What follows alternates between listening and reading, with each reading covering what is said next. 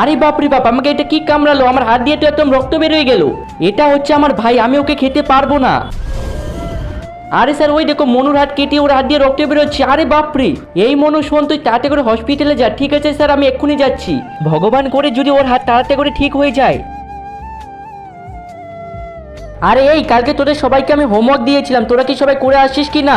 Sir, Manu আর আমি তো করেছিলাম, কিন্তু ছোটু জানি না। কিরে ছোটু, তুই কি করেছিস? স্যার, রাতে আমার না অনেক জোরে ঘুম পেয়েছিল, তাই আমি ঘুমিয়ে পড়েছিলাম। কি বলছিস, তোর রাতে ঘুম পাচ্ছিল? দাঁড়া, তোকে আমি এখনই ভালোভাবে ঘুম পাড়াচ্ছি।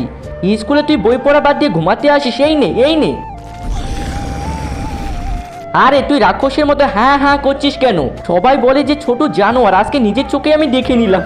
কি রে, আমি ওকে ধাওয়া দিচ্ছি আর তুই কেন হাসতেছিস? সবসময় গেলে হাসা না তোর?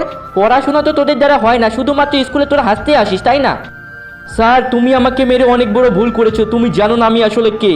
এই সবাই লেখা শুরু কর। চলো বাচ্চারা, তোমাদের স্কুল ছুটি হয়ে গেছে, তোমাদের বাড়িতে যাও। ঠিক আছে স্যার।